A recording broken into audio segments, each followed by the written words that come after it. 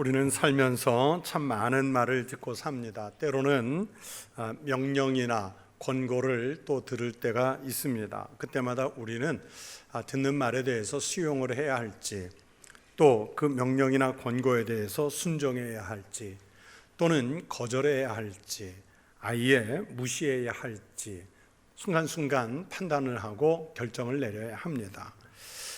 단호하게 거절하거나 무시하는 말도 있겠지만 정말 중요한 것, 또 좋은 것은 진지하게 들어주고 순종해야겠지요. 바르게 들어야 할 말은 하면서 진지하게 순종하는 마음으로 들어야 성장이 있습니다.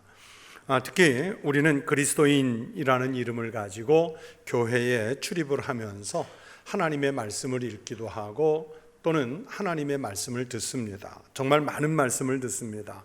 그런데 하나님의 말씀을 읽고 들으면서 우리가 그 가운데 얼마만큼 수용하고 하나님이 하신 말씀에 대해서 순종하고 있는지를 가늠해 보시기 바랍니다. 우리 인생의 성공 여부는 내 감정, 내 생각, 내 뜻에 달린 것이 아닙니다. 특별히 우리 그리스도인들은 더욱 그렇습니다. 우리 인생의 성공은 오직 하나님 말씀에 있음을 깨달아야 합니다. 그래서 그 말씀에 힘을 다해서 철저하게 순종해야 합니다. 말씀대로 살아야 합니다. 하나님께서 말씀하시면 또는 아멘 하면서 순종하는 사람이 복을 받을 줄로 믿습니다. 요즘 수요 예배 오시는 분들에게 고린도후서 강해를 하고 있는데, 이 고린도후서 강해 중에 자주 드리는 말씀이 오늘 본문이 포함된 이 고린도후서는요, 사도 바울이 고린도 교회 교인들에게 사도권에 대해서 의심을 받고 있는 그 상황을 설명하는, 즉 자기의 형편을 해명하는 그런 편지입니다. 고린도 교회 교인들이 바울을 비난하는 큰 이유 중에 하나가 바울이 고린도 교회를 방문하기로 했다가 오지 않아서 약속을 위반했다는 것이고, 그러면서 거짓 교사들의 충동에 속아서 바울이 진짜 사도가 맞냐? 바울이 우리 고린도 교회의 진짜 목회자가 맞냐? 이 부분에 대해서 의심을 하고 시비를 걸어왔습니다. 그러나 바울은 자기의 뜻이 아니라 이 지금 분란 중에 있는 고린도 교회를 위해서 방문을 잠시 미룬 것이고요. 특히 바울은 자기가 원래 계획했던 계획들이 나름대로 있었지만 성령께서 임하셔서 자기의 갈 길, 즉 방향을 바꾸시면 거기에 순종하려는 사도였기 때문에 부득이하게 방문 계획을 미룰 수밖에 없었습니다.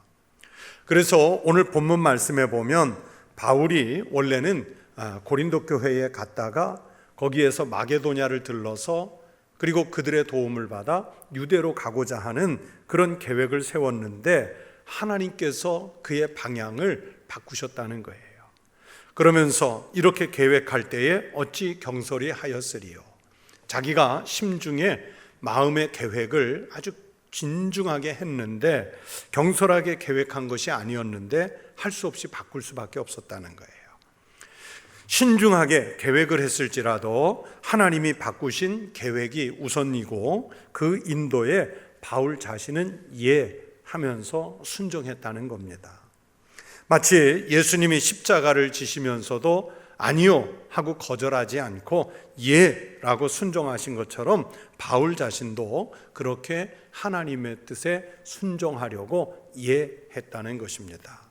곧 이 말씀은 그 당시에 고린도 교회 교인들에게 하나님의 뜻에 순종하라는 권면이기도 하지만 오늘날 이 성경의 말씀을 읽는 우리 그리스도인들에게도 하나님의 뜻에 순종할 수 있어야 진정한 그리스도인이 될 수 있다는 것을 알려주시는 말씀입니다.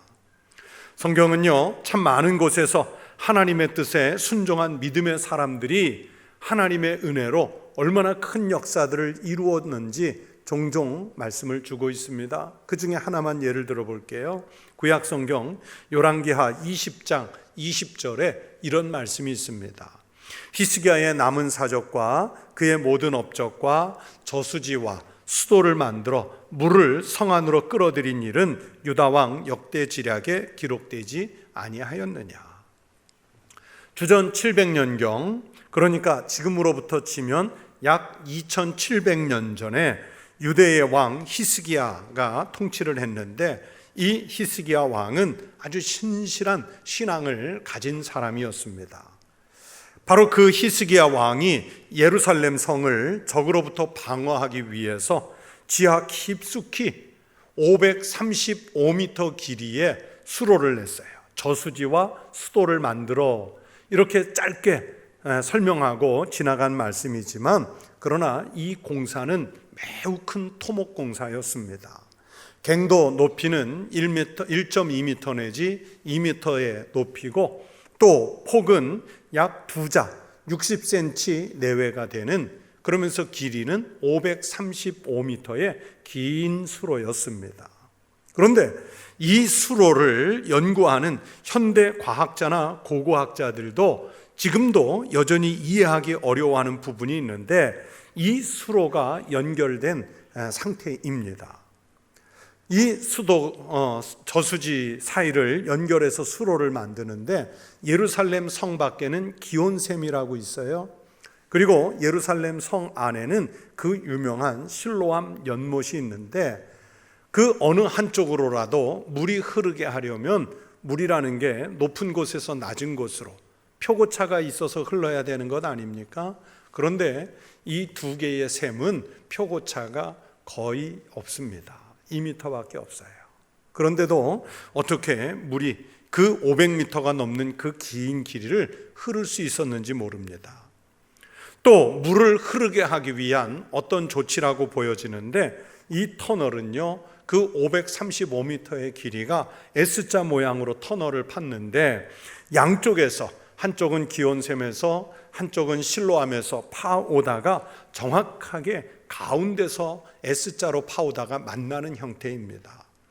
이스탄불 박물관에 실로암이라는 비석에 그 기록이 남아 있는데, 터널 중간 약 30cm쯤 남았을 때 맞은편에서 파오던 사람들의 목소리가 선명하게 들렸다, 그렇게 기록하고 있습니다. 그래서 고고학자들과 과학자들은 지금부터 약 3000년 전의 공법으로 이 터널을 S자로 파오면서 어떻게 가운데에서 정확하게 만날 수 있었을까? 그리고 3000년 전에 이 공사한 수로가 지금도 어떻게 이렇게 정확하게 물이 흘러가고 있을까? 그래서 이 토목 공사를 아주 신비하게 여기고 있습니다.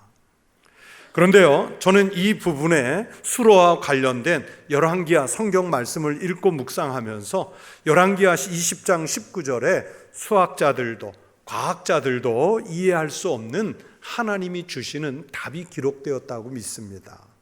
히스기야가 이사야에게 이르되 당신이 전한 바 여호와의 말씀이 선하니이다 하고, 또 이르되 만일 내가 사는 날에 태평과 진실이 있을진데 어찌 선하지 아니하리요 하니라. 방금 읽어드린 이 말씀은 히스기야 왕이 당시에 선지자 이사야하고 대화를 나누는 내용의 말씀입니다.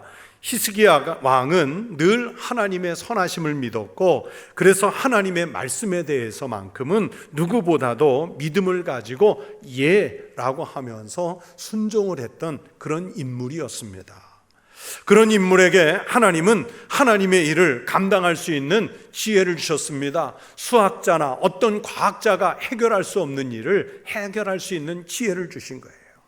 이런 일들은 인간의 지식이나 경험, 수학적 계산으로 된 것이 아니라 하나님의 말씀에 예, 아멘이라고 응답할 때 그때 비로소 이해될 수 있는 말씀들이라는 뜻입니다. 오늘 우리가 읽은 고린도후서 1장의 예라는 말씀은 우리가 아멘 하는 것과 같은 뜻입니다. 그래서 사도 바울은 오늘 본문 20절에서 한 번은 그리스도 안에서 예라 하고 또 한 번은 하나님 말씀 안에서 아멘이라는 말을 같이 쓰고 있지 않습니까? 여러분, 우리가 예배할 때 말씀을 들으면서 아멘이라고 합니다. 또 기도를 들으면서 아멘이라고 반응을 합니다. 여러분, 아멘이 무엇입니까? 아멘의 의미는 매우 깊습니다. 이 뜻은 우리가 잘 아는 대로 진실로 그렇습니다, 나도 그 말씀에 동의합니다, 나도 그렇게 확실히 믿습니다, 이 신앙 고백이 담겨 있는 뜻이에요. 주님 말씀에 대한 화답의 의지를 나타내는 말씀이 아멘입니다. 아멘이라는 말은 구약시대에는 예배시의 설교의 말씀과 기도와 찬송에 동의하는 뜻으로 쓰였습니다. 또 민수기 5장 21절 22절에는 이런 말씀도 있습니다. 제사장이 그 여인에게 저주의 맹세를 하게 하고 그 여인에게 말할지니라, 여호와께서 내 넓적다리가 마르고 내 배가 부어서 내가 내 백성 중에 저주거리 맹세거리가 되게 하실지라, 이 저주가 되게 하는 이물이 내 창자에 들어가서 내 배를 붓게 하고 내 넓적다리를 마르게 하리라 할 것이요, 여인은 아멘 아멘 할지니라. 맹세나 계명에 대해서 절대 복종을 서약할 때 그 맹세나 계약이 나한테 정말 불리해서 피하고 싶은 그런 말씀이지만 그래도 아멘 하라고 명령하고 있습니다. 비록 내게 이렇게 불리한 조건의 서약일지라도 그것이 하나님의 뜻에 맞다면 그 말씀에 순종하겠다는 약속으로 아멘 아멘 할지니라 성경은 말씀하는 거예요. 신약시대에는 예배를 드릴 때 온 회중이 한 목소리로 화답할 때 아멘이라는 말을 썼습니다. 로마서 1장 25절에 이는 그들이 하나님의 진리를 거짓 것으로 바꾸어 피조물을 조물주보다 더 경배하고 섬김이라, 주는 곧 영원히 찬송할 이시로다 아멘 했어요. 갈라디아서 1장 5절에서는 영광이 그에게 세세토록 있을지어다 아멘 했습니다.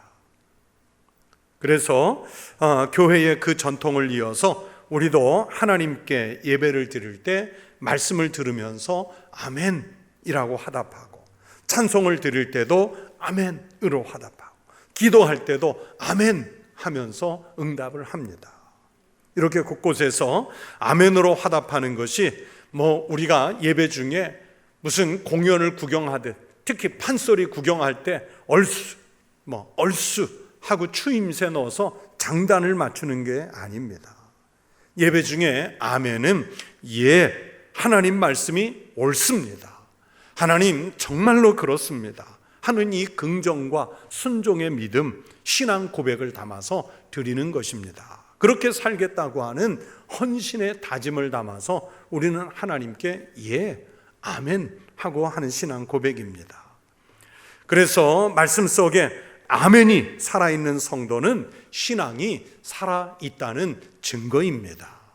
그래도 아멘을 안 하세요. 이해가 안 되셨나 봐요.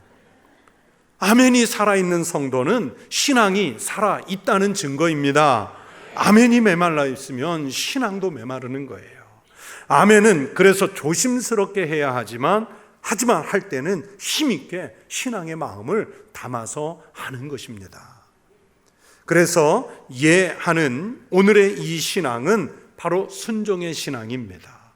오늘 본문 19절을 보십시오. 우리 곧 나와 실로아노와 디모데로 말미암아 너희 가운데 전파된 하나님의 아들 예수 그리스도는 하고 아니라 함이 되지 아니하셨으니 그에게는 예만 되었느니라. 그에게는 뭐만 되었다고요? 예만 되었. 그에게는 예만, 아멘만 되신 거예요.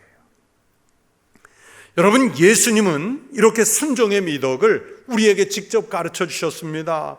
하나님 아버지의 말씀에 대해서 아니라 하신 적이 없습니다. 예라고 대답하시고 순종의 삶을 사셨습니다. 심지어 십자가에서 죽기까지 예하고 순종하셨습니다. 그리고 우리에게 그렇게 살아야 함을 가르쳐 주셨습니다. 우리가 주님을 닮아서 산다면 우리도 주님처럼 바로 이런 믿음의 고백이 있어야 합니다. 하나님의 말씀에 예라고 해야 합니다. 그래서 말씀을 들을 때 아멘, 아멘 하는 것이 바로 그런 이유 때문입니다. 하나님께서는요, 성경 전체를 통해서 우리 인간과 언약을 맺으셨습니다. 또 약속을 믿는 사람들에게는 모든 언약을 성취시켜 주셨습니다. 그래서 하나님의 약속을 믿는 믿음은 바로 하는 순종의 믿음을 소유한다는 뜻입니다. 믿음은 바라는 것들의 실상이기 때문에 믿음이 없이는요, 하나님의 약속을 성취할 수 없습니다. 하나님이 우리에게 아무리 좋은 복, 큰 복, 많은 복을 내려주시려고 해도요, 그 약속을 선취하는 그 길은 바로 믿음으로 따르는 순종의 길인 줄로 믿습니다. 마가복음 11장 24절에 예수님께서 말씀하십니다. 그러므로 내가 너희에게 말하노니 무엇이든지 기도하고 구하는 것은 받은 줄로 믿으라. 그리하면 너희에게 그대로 되리라. 이 말씀에서 믿음대로 되라는 것은 바로 순종의 믿음입니다. 하나님의 역사는 기도하고 구한 것이 그대로 이루어질 줄로 믿고 아멘으로 응답할 때 나타날 줄로 믿습니다.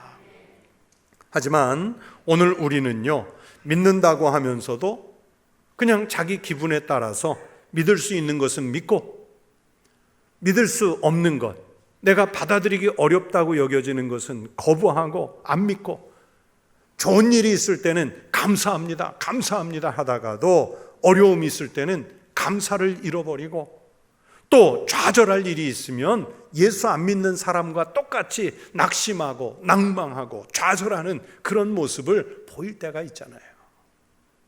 이렇게 믿는 것은 바른 믿음이 아닙니다. 성도 여러분, 믿음이 무엇입니까? 믿음은 바랄 수 없는 것을 바라는 것입니다.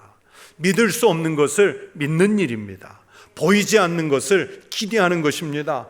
안 되는 것을 될 줄로 믿고 확신하는 것입니다. 그래서 하나님은 믿음으로 우리에게 순종하기를 요구하십니다. 내게 능력 주시는 자 안에서는 내가 모든 것을 할 수 있느니라. 이 믿음의 예라고 순종하는 성도들이 되시기를 축원합니다. 출애굽해서 광야에 나온 이스라엘 백성들을 이끈 모세가 바란 광야라고 하는 곳에 도착했을 때 12지파잖아요. 각 지파에서 한 명씩 12명의 정탐꾼을 따로 뽑아서 이제 하나님께서 우리에게 주시기로 약속하신 가나안 땅에 들어가 40일 동안 그 땅을 정탐하고 오라고 했습니다. 그 12명의 정탐꾼들이 가나안 땅에 들어가서 그 땅의 생김새, 그 땅에서 생산되는 농산물, 그리고 그 땅이 가지고 있는 성의 방어 모습, 그리고 그 땅 주민들, 그 원주민들의 그 생김새와 근격, 이런 모든 것들을 조사해서 나왔습니다. 그렇게 40일 동안 가나안 땅을 정탐하고 돌아와서 이제 모세와 그 많은 백성들 앞에서 이제 정탐 결과에 대한 보고 대회를 열었습니다. 그 12명의 정탐꾼 중에 대부분의 10명의 정탐꾼은 하나님의 약속의 말씀보다는요, 자기들이 생각한 대로 자기들의 판단에 따라 자신들의 상식에 맞추어서 보고를 했습니다. 하나님께서 우리에게 주시기로 한 땅은 아주 기름진 땅이 맞습니다. 젖과 꿀이 흐르는 땅이 맞습니다. 그런데 문제는 그 땅 사람들이 너무 강성해서 우리가 올라가 봤자 이길 수 없습니다. 그 땅 사람들은 성이 견고하고 또 그 땅 사람들은 이제 마치 장정과 같은데 우리는 그 사람들에 비하면 메뚜기 같은 존재라서 이길 수가 없습니다. 아주 부정적인 보고를 했습니다. 그러나 그 12명 중에 단 2명의 정탐꾼 여호수아와 갈렙은 앞에 10사람의 보고 내용이 그것이 틀리다고 부정하지 않았습니다. 맞습니다. 그들이 보고한 내용은 맞습니다. 하지만 그들과 다른 보고가 있었습니다. 인간의 이성과 지식이나 경험에 의존해서 보고한 것이 아닙니다. 하나님의 약속의 말씀에 근거해서 이스라엘 백성들에게 그 젖과 꿀이 흐르는 땅에 올라가서 우리가 싸우자. 그들이 장정 같고 그 앞에 우리는 메뚜기 같은 존재에 불과하지만 하나님께서 주신 땅이 우리가 올라가 싸우면 그들은 우리 밥이라 우리가 이길 것이다. 이렇게 보고를 했습니다. 하지만 백성들의 반응은 어떻습니까? 여호수아와 갈렙이 믿음에 순종하여 했던 보고보다 불신종 또는 불순종으로 보고한 그 10명의 보고, 요즘으로 말하면 다수결의 원칙에 따라서 그 보고를 따랐습니다. 그래서 그 10사람의 보고를 따랐던 사람들은 하나같이 다 가나안 땅에 들어가지를 못했어요. 하나님의 말씀에 예하고 순종했던 여호수아와 갈렙 이 두 사람만 출애굽 1세대 중에서 가나안 땅에 들어갔습니다. 최고의 지도자가 되게 하셨습니다. 제일 좋은 땅을 차지하는 복을 받게 됐습니다. 여러분, 여기에서 우리가 배울 수 있는 신앙이 무엇이겠습니까? 여러분, 우리는 하나님의 뜻이라면 무조건 순종하는 그리스도인이 되어야 할 줄로 믿습니다. 이것이 나에게 고생이냐 아니면 나에게 어떤 유익이 되느냐, 이렇게 이해 타산을 따져서 하나님의 말씀을 따르는 것이 아닙니다. 선택의 길이 놓였을 때 어떤 길이 더 하나님의 뜻에 맞느냐, 어떤 방법이 하나님께 더 순종하는 길이냐 하는 것이 바로 우리 믿음 생활의 판단 기준이 되어야 합니다. 그래서 하나님의 뜻이라면 그것이 나에게 다소 불리하고 손해를 끼치고 심지어는 험한 모양새가 될지라도 우리는 우리의 생명과 모든 정성을 다 바쳐서 주님께 순종을 해야 합니다. 하나님은요, 순종하는 자에게 많은 복을 주실 줄로 믿습니다. 히브리서 11장 8절에 말씀하시기를 믿음으로 아브라함은 부르심을 받았을 때에 순종하여, 어떻게 했다고요? 순종하여 장래의 유업으로 받을 땅에 나아갈새 갈 바를 알지 못하고 나아갔으며. 여러분, 아브라함이 갈 길을 알고 나아갔습니까? 모르고 갔습니까? 하나님께서 갈대아 우르를 떠나라고 말씀하셨을 때 아브라함은요, 앞뒤 안 재보고 그냥 순종하면서 나갔을 뿐입니다. 그 결과로 아브라함은 믿음의 조상이 되었습니다. 그리고 복의 근원이 되었습니다. 하나님의 말씀에 순종하면 그렇게 아브라함을 책임져 주신 하나님께서 지금은 우리도 그렇게 갈 길을 인도하시고 우리의 생애를 책임져 주실 줄로 믿습니다. 사람들은요, 겉으로 보이는 잘하는 것에 관심이 많습니다. 그런데 잘하는 것처럼 보인다고 다 쓰임 받는 것 아니에요. 쓰고자 하시는 그분의 마음에 흡족하게 맞아야 하는 겁니다. 이제 전 세계가 관심을 갖는 월드컵이 며칠 안 남았어요. 9일 남았다고 그러지 않습니까? 월드컵에 본선에 출전하는 나라들마다 속속 이제 대표팀 명단 26명의 명단을 발표하고 있어요. 우리나라도 어제 토요일 날 월드컵에 나가는 대표 선수 26명을 발표했는데, 우리나라 26명 선수 중에 부상자들이 있어서 만약의 경우를 대비해서 카타르에는 27명을 데리고 갑니다. 27명 어제 발표를 했어요. 자, 축구를 잘해서 국가대표에 뽑혔다고 생각해 보세요. 영광이지요. 대표팀에 근데 뽑혔다고 해서 다 시합에 나가는 것 아니지요.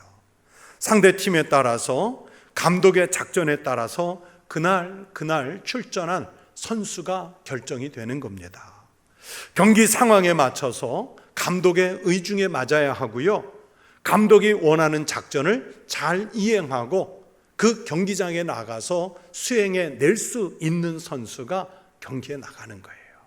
그래서 나중에 보면은 대표팀에 뽑히고도 경기에 못 나가는 선수, 아니 심지어 1분도 못 뛰고 그냥 돌아오는 선수들도 꼭 있지 않습니까? 감독의 의중에 맞아야 출전할 수 있는 것입니다. 그것처럼 우리가 하나님의 복을 크게 받으려면, 하나님이 우리에게 주시는 영광을 누리려면 하나님의 뜻에 순종하는, 그래서 하나님 의중에 맞는 성도가 되어야 하지 않겠습니까? 이슬람교의 창시자인 마호메트가 세계에서 가장 좋다는 말 100마리를 사들였습니다. 그리고 푸른 초장이 있는 지역에 울타리를 치고 이 100마리의 말들을 최고의 조련사들에게 맡겨서 수개월 동안 훈련을 시켰습니다.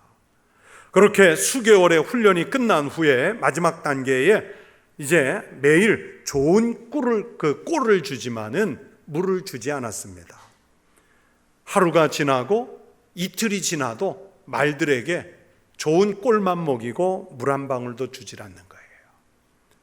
그런데 바람을 타고 시냇가에 물 냄새가 말들의 코를 자극하겠지요. 그래도 물을 주지 않았습니다. 사흘째가 되면서 드디어 말들이 난리가 났습니다. 이제는 물을 마시지 못한 말들이 거의 미칠 지경이 됐고 이제 자기들을 가두어둔 그 울타리를 부수고 나갈 기세예요. 이때쯤에서 조련사가 마구간 문에 빗장을 열었습니다. 말들이요, 100마리의 말들이 물냄새가 나는 시냇가로 쏜살같이 달렸습니다. 이 100마리의 말들이 물을 향해서 이제 필사적으로 달리는 겁니다. 그런데 물이 코앞에 가까이 왔을 때 그때 조련사 하나가 풀피리를 불었습니다. 이 풀피리 소리는 지난 수개월 동안 훈련하면서 멈춰라, 대기하라, 이 명령을 내릴 때 사용하던 소리였습니다. 대부분의 말들은 그 뿔피리 소리를 들었는지 못 들었는지 그냥 서겁지겁 시내로 달려가 그 물을 마셨습니다. 그 100마리의 말 중에 단 3마리의 말이 앞다리에 힘을 주어서 그 자리에 멈췄고 자기네들의 입에서 거품을 쏟아내면서도 물로 가지를 않았어요. 그러면서 이제 조련사가 무엇을 명령을 내릴지 기다리고 있는 거예요. 이 조련사들은 그 3마리의 말을 별도로 골라서 특별한 훈련을 시켰습니다. 이 말들의 후손들이 무려 1400년이 지나서 지금도 세계에서 가장 비싸고 가장 유명하다는 바로 그 아라비아 종 명마의 조상들이 됐습니다. 제가 예전에 몽골에 가서 말을 타는데 제가 말을 탈 수 있도록 도와주던 마부에게 이런 말을 들었습니다. 목사님, 좋은 말은 잘 달리는 말이 아니라 순종하는 말이, 순종을 잘하는 말이 좋은 말입니다. 저를 도왔던 그 마부에게 저는 참 위대한 신앙의 소리를 들었습니다. 좋은 그리스도인은 잘하는 것도 중요하겠지만 하나님의 말씀에 얼마나 순종할 수 있느냐에 달려있다는 것을 그 마부의 말을 통해서 제가 깨달았습니다. 오늘 본문 20절에서 사도 바울이 말씀합니다. 하나님의 약속은 얼마든지 그리스도 안에서 예가 되니 하나님 말씀 속에는요, 아니라고 할 구석이 없습니다. 다 예라고 할 것밖에 없습니다. 당연히 예, 아멘 할 것에 대해서 아니라고 할 수 있는 것은 우리 불순종하는 인간의 죄 때문입니다. 그런데 하나님은 우리가 당연히 예, 아멘 할 것에 대해서 예라고 하고 아멘이라고 하는 것, 그것 때문에도 영광을 받으신다고 말씀하셨습니다. 우리가 아멘하여 하나님께 영광을 돌리게 하느니라. 우리 하나님 참 싱거우시죠? 우리가 당연히 예, 아멘 할 것 가지고 그렇게 했을 뿐인데 그것만으로도 영광을 받으신대요. 왜 그럴까요? 우리가 그만큼 이름은 그리스도인이라는 이름을 가졌으면서도 여전히 불순종하는 불신앙의 마음을 가지고 있기 때문입니다. 하나님은 그래서 예하며 아멘으로 순종하는 성도들을 지금도 찾고 계시는 겁니다.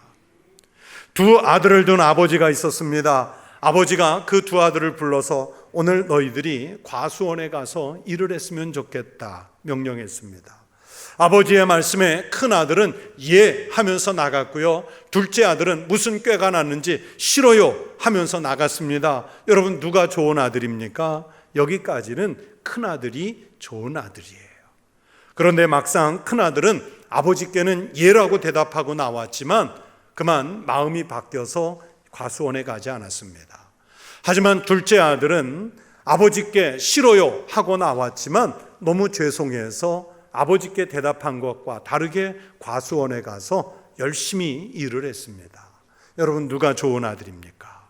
아버지의 말씀에 행동으로 순종한 둘째 아들 아니겠습니까?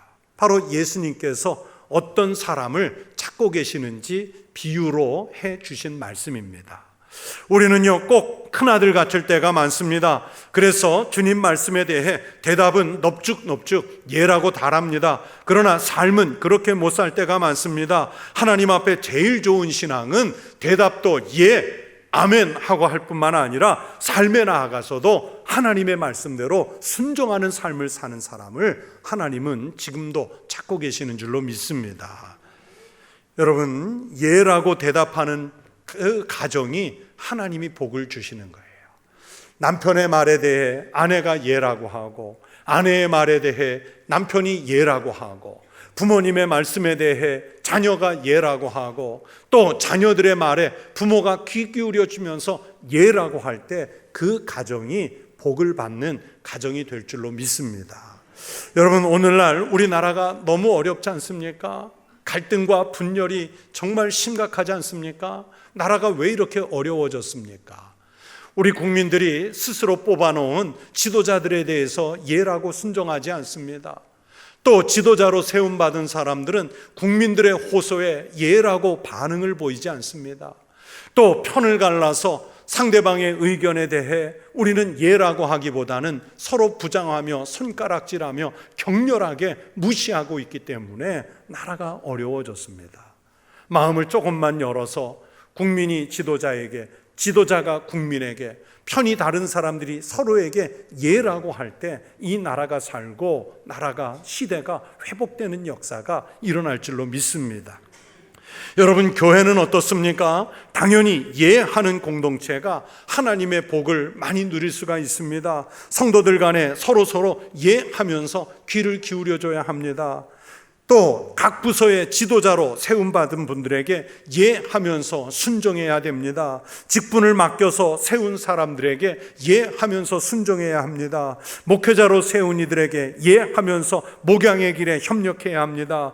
초보의 신앙을 가진 성도들에게 예하면서 믿음이 큰 사람들이 관심을 기울여줘야 합니다. 이렇게 서로 예하는 모습은 예수님께서 아버지 하나님께 예하신 모습이고, 우리 같은 죄인에게도 십자가로 예하며 겸손하게 섬겨주신 주님의 모습이기 때문에 그렇습니다.